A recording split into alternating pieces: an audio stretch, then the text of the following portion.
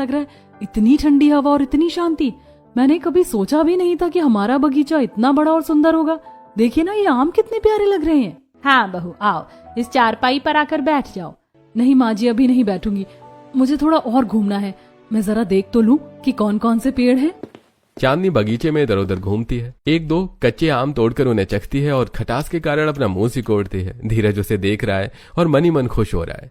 करीब 1 घंटे तक घूमने के बाद चांदनी हांफने लगती है और फिर वो धीरज के साथ वापस चारपाई की ओर आती है। वहां माया और विवेक पहले से ही बैठे हैं। ये देखकर चांदनी धीरज से कहती है, धीरज, मैं तो बहुत थक गई हूँ, पैर दुखने लगे हैं, पर अब मैं कहाँ बैठूं? चारपाई पर तो माँ जी और पिताजी बैठे हैं। अरे तो क्या हुआ चांदनी, चलो हम उस पेड़ के नीचे जमीन पर बैठ जाते हैं, वहां भी बहुत अच्छी छांव है। नहीं, मुझे जमीन पर बैठने की आदत नहीं है, वहाँ चींटियां और कीड़े भी हो सकते हैं। मैं खड़ी ही रह लूंगी, कोई बात नहीं, बस थोड़ी देर की ही तो बात है। ऐसा कहकर चांदनी इधर उधर टहलने लगती है। फिर थोड़ी देर बाद शाम होने पर वो सब घर वापस लौटने लगते हैं। घर लौटते वक्त रास्ते में उन्हें गांव के लोगों की भीड़ दिखती है। हरिया सभी को कुछ बता रहा था। तभी हरिया विवेक को देखकर आवाज देते हुए कहता है, अरे विवेक काका, आपने सुना? पास वाले गांव के 3 बागों में कल रात भयंकर चोरी हुई है। चोरों ने सिर्फ आम नहीं तोड़े बल्कि पेड़ों की टहनियां तक काट दी। वो लोग हथियारों के साथ आते हैं। अरे क्या कह रहे हो हरिया, क्या पुलिस को खबर नहीं दी? अरे पुलिस क्या करेगी काका, जब तक वो आते हैं चोर गायब हो जाते हैं। ये चोर हमारे जैसे गरीबों के पेट पर लात मार रहे हैं। अगर ऐसा ही चला तो इस साल भी हमारी सारी कमाई उनके पास चली जाएगी। आप भी अपने खेत का ख्याल रखिएगा, नहीं तो बहुत पछताना पड़ेगा। हे भगवान, अब क्या होगा? विवेक जी, मुझे तो बहुत डर लग रहा है। अगर हमारे बाग में भी ऐसा कुछ हुआ तो हम तो बर्बाद हो जाएंगे। शांत रहो माया, घर चलो, वहां बैठकर बात करते हैं।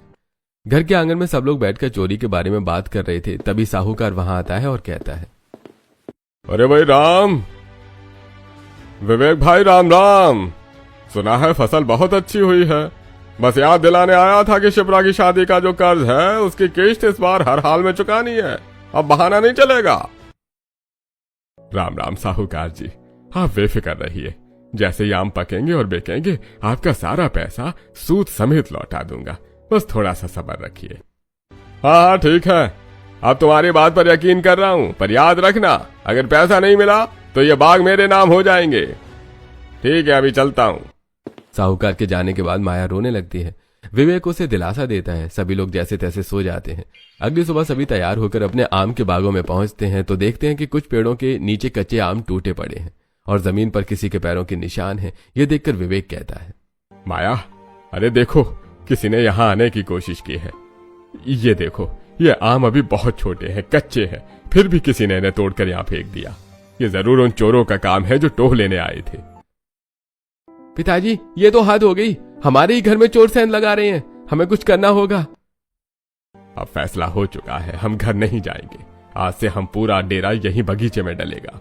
हम यहीं सोएंगे, यहीं जागेंगे और अपने बाग की रखवाली करेंगे। हाँ विवेक जी, मैं भी आपके साथ हूँ। हम अपनी मेहनत को चोरों के हाथ नहीं लगने देंगे। ठीक है पिताजी, मैं घर जाकर सामान और बिस्तर की गठरी ले आता हूँ। आज से यही हमारा घर है। रुक बेटा, हम सभी तेरे साथ चलते हैं और अपना सामान लेकर 2 घंटे में वापस यहीं आ जाएंगे।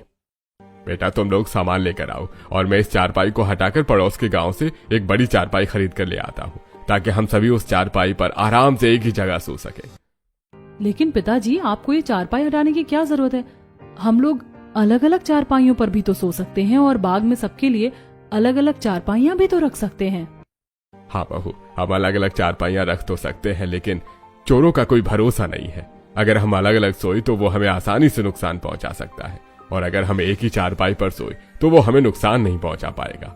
इसलिए हम सब जब तक इस खेत की रखवाली करेंगे तब तक फल पक नहीं जाते और बिक नहीं जाते। ये सुनकर चांदनी मन ही मन सोचती है, हे भगवान, इसका मतलब है कि आम के बगीचे में एक ही चारपाई पर मेरा पूरा ससुराल बसेगा। अब सभी लोग अपने घर जाते हैं और गठरियों में अपना अपना सामान पैक करके वापस अपने बाग की तरफ निकल पड़ते हैं। रास्ते में मोहल्ले के लोग उन्हें देखकर कहते हैं, अरे पूरा परिवार लश्कर लेकर कहाँ जा रहा है माया? बगीचे की रखवाली करने विमला बहन। चोरों का डर है, इसीलिए अब वहीं डेरा डालेंगे जब तक फसल घर ना आ जाए। ये तो बड़ा अच्छा है, कम से कम सब साथ तो रहोगे। बातें करने के बाद सभी लोग बगीचे पहुंचते हैं। तब तक विवेक ने आम के बाग में एक बड़ी सी चारपाई रख दी थी। वो फिर सभी मिलकर पलंग के नीचे अपनी बड़ी चारपाई के नीचे अपना सारा सामान जमा देते हैं। चांदनी ये सब देखकर बहुत असहज महसूस कर रही है। वो धीरज से कहती है, धीरज ये क्या मजाक है, हम सब एक ही चारपाई पर कैसे सोएंगे, पूरा ससुराल एक ही चारपाई पर। ये सुनने में भी कितना अजीब लगता है, अगर चोर आ रहे हैं तो पुलिस को बुलाओ ना, ये क्या तरीका है। चांदनी, यहाँ पुलिस कुछ नहीं करती। पिताजी जो कह रहे हैं वो सही है, हमें एकजुट होकर रहना होगा। बस कुछ दिनों की तो बात है, थोड़ा एडजस्ट कर लो। ऐसे ही रात का समय हो जाता है। विवेक चारपाई पर कथरियां और पुरानी चादरें बिछा देता है। बगीचे में सन्नाटा है, बस झींगरों की आवाज आ रही है। चांदनी का मन घबरा रहा है। विवेक कहता है, अरे चलो बच्चों सो जाओ। चांदनी बेटा तुम बीच में सो जाओ, माया तुम्हारे पास रहेगी, धीरज और मैं बाहर की तरफ रहेंगे ताकि हम नजर रख सकें। हे भगवान, ये कहाँ फंसा दिया मुझे, न प्राइवेसी है ना आराम, बस ये मच्छर और ये अंधेरा। पता नहीं कैसे बीतेगी ये रात। सब लोग सोने की कोशिश करते हैं। करीब आधी रात बीत जाती है। अचानक चांदनी के पैर पर कोई चीज रेंगती है। वो चीख कर खड़ी हो जाती है। कीड़ा कीड़ा, माँ जी मेरे ऊपर कुछ चढ़ा है, बचाओ। अरे चुप हो जा बेटा, चिल्ला मत, वरना चोरों को पता चल जाएगा हम यहाँ हैं। बगीचे में तो कीड़े मकोड़े होते ही रहते हैं, इसमें इतना शोर मचाने की क्या बात है। सो जाओ चुपचाप। मैं कैसे सोऊं माँ जी, मुझे बहुत डर लग रहा है। अरे डरो मत बेटा, ये हम सब साथ में हैं। बस आंखें बंद करो, सोने की कोशिश करो। जैसे तैसे रात कट जाती है और सुबह हो जाती है। विवेक और धीरज सुबह सुबह ही उठकर बगीचे के चक्कर लगाने निकल गए हैं। चारों तरफ ओस की बूंदें फैली हुई हैं और हर खेतों का नजारा बहुत ही खूबसूरत लग रहा है। विवेक और धीरज थोड़ी देर घूमने के बाद वापस लौट आते हैं और विवेक वापस आकर चारपाई पर लेट जाता है और फिर धीरज से कहता है, धीरज बेटा मैंने देखा है कि बगीचे के उत्तर की तरफ कुछ जंगली घास बढ़ गई है। जब तक मैं वहां की सफाई करता हूं तुम जरा बगीचे की मेड़ चेक कर लो। और चांदी बेटा तुम अब सूरज सिर पर आ रहा है, दीपक के खाने की तैयारी कर लो। हम लोग काम निपटा कर आते हैं, तब तक तुम चूल्हा सुलगा लो। ठीक है पिताजी, मैं अभी आता हूँ। चांदनी तुम खाना बनाकर रखना, वैसे भूख भी लग रही है। ऐसा कहकर विवेक और धीरज अपने अपने काम पर निकल जाते हैं। माया भी बगीचे के दूसरे कोने में सूखी लकड़ियां बीनने चली जाती है। चांदनी अकेली रह जाती है। वो आसपास से ईंट इकट्ठा करके एक चूल्हा बनाती है और चूल्हा जलाकर खाना बनाना शुरू करती है। लेकिन धुएं से परेशान चांदनी अपने आप से कहती है, उफ, ये धुआं, मेरी तो आंखें ही नहीं खुल रही हैं। हे भगवान, ये कैसी मुसीबत है। कहाँ मैं किचन में आराम से खाना बनाती थी और कहाँ यहाँ धूल और धुएं के बीच फंसी हूँ। ये लकड़ियां भी गीली हैं, जलने का नाम ही नहीं ले रही हैं। चांदनी बार बार फूंक मारती है जिससे उसकी पूरी हथेली और चेहरे पर राख लग जाती है। तभी तेज हवा चलती है और आसपास की धूल उड़कर उनके चूल्हे और बर्तनों में गिरने लगती है। चांदनी अपने आंचल से बर्तनों को ढकती है और कहती है, ये धूल मिट्टी तो पूरे खाने का सत्यानाश कर देगी। माँ जी और पिताजी को पता नहीं क्या शौक चढ़ा था जो यहाँ आ गए। क्या घर पर चैन नहीं था? कम से कम वहाँ साफ सफाई तो थी। यहाँ तो खाने में भी किरकिराहट आएगी। पता नहीं लोग बगीचे में रहने का सपना कैसे देखते हैं। यहाँ तो नरक जैसा लग रहा है। चांदनी किसी तरह दाल और चावल पकाती है। तभी माया वापस आती है। उसके हाथ में कुछ ताजा सब्जियां हैं। उन सब्जियों को वो चांदनी को देते हुए कहती है, चांदनी बेटा देख, मैं विमला बहन के खेत से ताजी भिंडी और हरी मिर्च मांग लाई हूँ। बगीचे में ताजा सब्जी बनाने का मजा ही कुछ और है। जरा जल्दी से इन्हें काट कर छौंक दे, विवेक जी को बहुत भूख लगी होगी। माँ जी, ये चूल्हा जलाना ही इतना मुश्किल है, ऊपर से ये धूल, मेरा तो दम घुट रहा है। धीरे धीरे सब सीख जाएगी बेटा, हम भी तो यहीं रह रहे हैं ना। थोड़ी मेहनत तो करनी पड़ती है। अगर फसल बचानी है तो चल मैं तेरी मदद कर देती हूँ। तभी विवेक और धीरज थके हारे काम से लौटते हैं और चारपाई पर बैठ जाते हैं। थोड़ी देर में चांदनी सबको खाना परोसती है। सभी लोग चारपाई पर बैठकर खाना खाते हैं। खाना खाने के बाद विवेक चारपाई पर ही पसर जाता है। तभी चांदनी धीरे से धीरज के पास आती है और कहती है, धीरज, मुझे बहुत थकान हो रही है और धूप भी तेज है, मैं कहाँ आराम करूँ। पिताजी तो पूरी चारपाई घेर कर सो गए हैं।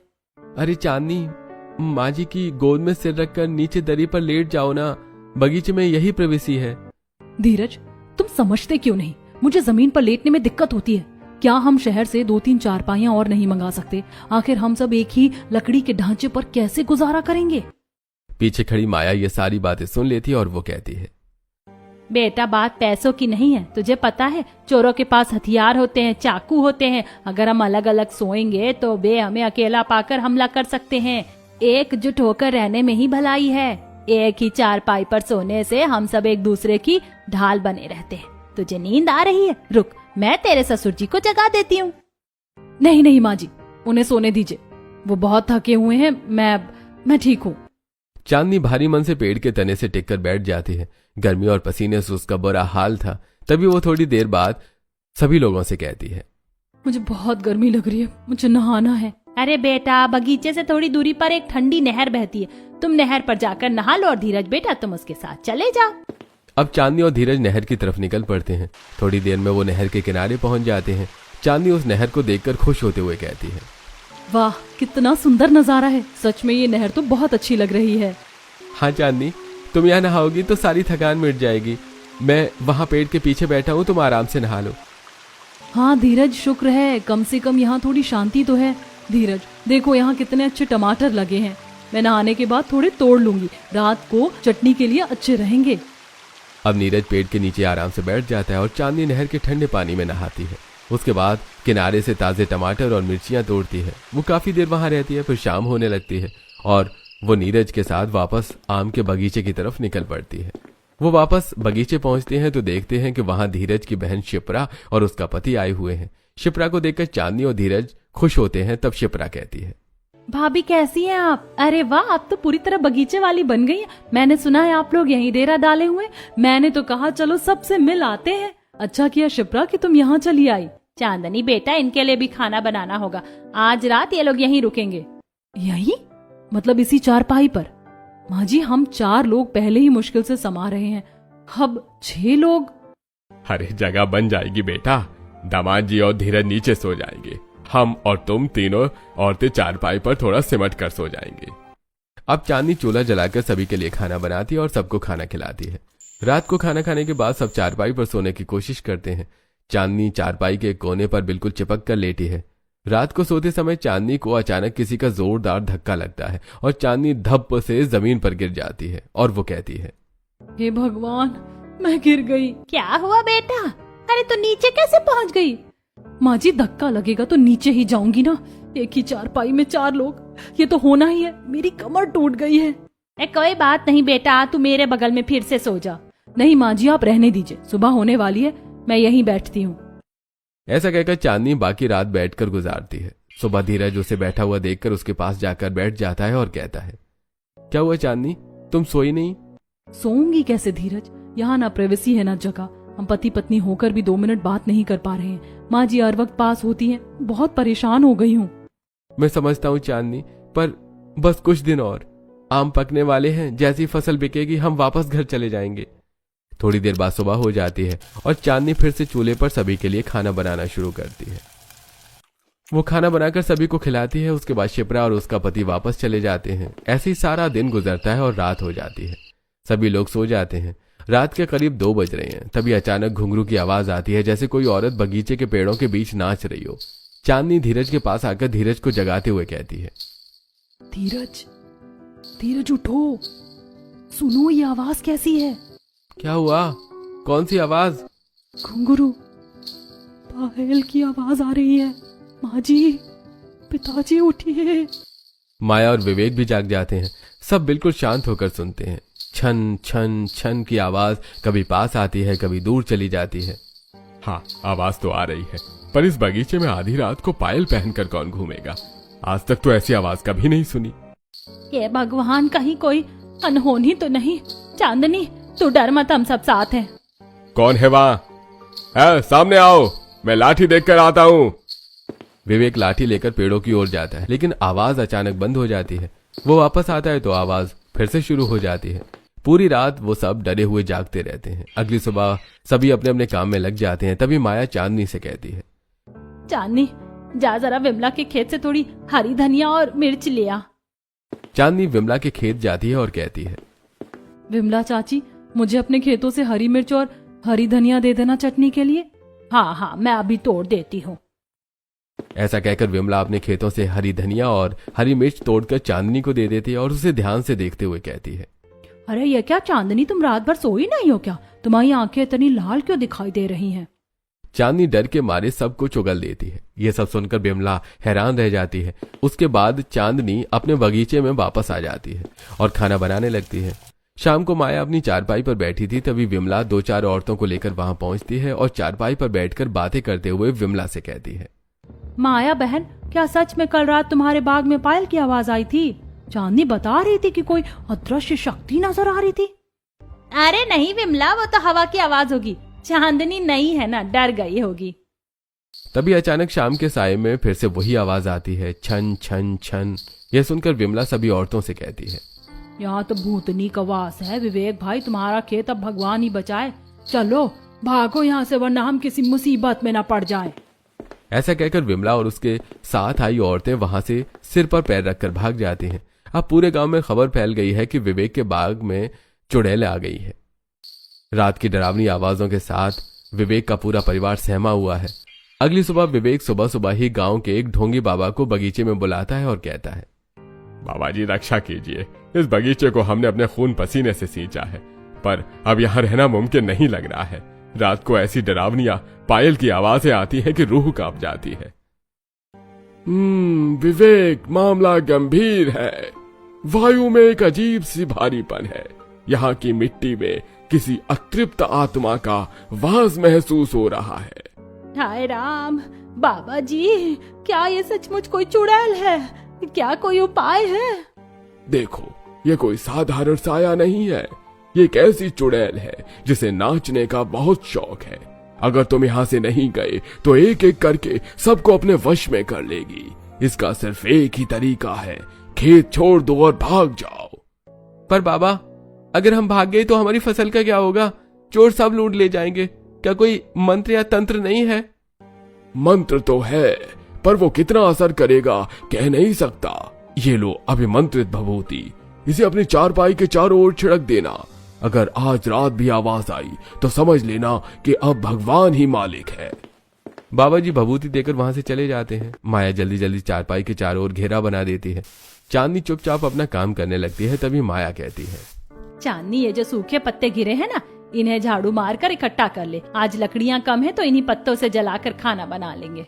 माँ जी, इतनी तेज धूप है और ये पत्ते ये तो जलते ही राख हो जाते हैं। मुझे बहुत गर्मी लग रही है। क्या हम आज का खाना घर जाकर नहीं बना सकते? कम से कम एक वक्त तो सुकून से रह पाएंगे। कितनी बार समझाऊं, घर जाने का मतलब है चोरों को न्योता देना। जब तक आम बड़े नहीं हो जाते हमें यहीं तपना होगा। जा जल्दी खाना बना। चांदनी भारी मन से झाड़ू उठाती है और बगीचे की सफाई करने लगती है। फिर वो आम के पत्तों को इकट्ठा करके कुछ लकड़ियां लगाकर चूल्हे पर खाना बनाती है और सभी को खाना खिलाती है। खाना खाने के बाद चांदनी आज हिम्मत करके अपनी सास से बात करती है। माँ जी, आज मेरे सिर में बहुत तेज दर्द हो रहा है, शायद धूप की वजह से। क्या मैं आज दोपहर में इस चारपाई पर थोड़ा आराम कर सकती हूँ? रोज मुझे लेटने को भी नहीं मिलता। हाँ बेटा, आज तू बहुत थक गई, तू आराम कर ले। वैसे भी हमें धीरज के साथ बगीचे के दूसरे छोर पर जाकर पेड़ों का निरीक्षण करना है। तू सो जा, हम आते हैं। माया और विवेक चले जाते हैं। चांदनी चारपाई पर लेटती है पर उसे नींद आ जाती है और वो सो जाती है। शाम हो जाती है। चांदनी फिर से उठती है और खाना बनाती है। सभी लोगों को खाना खिलाती है और रात को सभी सो जाते हैं। रात के 2 बज रहे हैं। अचानक छन छन छन छन पायल की आवाज गूंज उठती है। विवेक कहता है, भभूति ने भी काम नहीं किया। अरे वो देखो, आवाज पेड़ों के पीछे से आ रही है। हे भगवान, ये तो और तेज हो गई है। अब तो हमें यहाँ से जाना ही होगा। विवेक जी, मुझे आम नहीं चाहिए, मुझे अपना परिवार चाहिए। चलो यहाँ से। माँ, पिताजी, चलिए सामान समेटिए, जा रहे तो जा रहे हैं, हम कल सुबह ही घर लौट जाएंगे। अगले दिन सुबह सब लोग भारी मन से अपनी गठरियां बांधने लगते हैं। विवेक के चेहरे पर उदासी है कि उसकी साल भर की मेहनत अब चोरों के हवाले होगी। चांदनी अपना सामान समेटते हुए थोड़ा मुस्कुरा रही है। तभी पड़ोस की खेत वाली विमला वहां आती है और कहती है, क्या हुआ विवेक भाई, बोरिया बिस्तर क्यों बांध लिया? घर वापस जाने का इरादा है क्या? क्या करे विमला बहन, इस बगीचे में भूतनी का वास है। अब और यहाँ रुकना जान जोखिम में डालना है। हम वापस जा रहे हैं घर पर। मैं आम के चक्कर में अपने परिवार की जान नहीं गंवा सकता। हाँ भाई, सही कह रहे। पूरे गांव में चर्चा है कि तुम्हारे खेत में चुड़ैल नाचती है। अब तो कोई चोर भी इधर आने से डरेगा। बातें करने के बाद विमला चली जाती है और वो सभी अपनी अपनी गठरियां उठाकर अपने घर की तरफ जाने लगते हैं। जैसे ही वो लोग बगीचे से बाहर निकलते हैं, विवेक रुक जाता है और दुखी होकर पेड़ों को देखता है। तभी चांदनी कहती है, पिताजी, माँ जी, आप लोग इतना दुखी क्यों हो रहे? कोई चोरी नहीं होगी। मैं आपसे वादा करती हूँ, आप लोग बेफिक्र होकर घर चलिए। तू ये कैसे कह सकती है चांदनी? हम तो घर जा रहे हैं, पीछे से चोर सब साफ कर देंगे।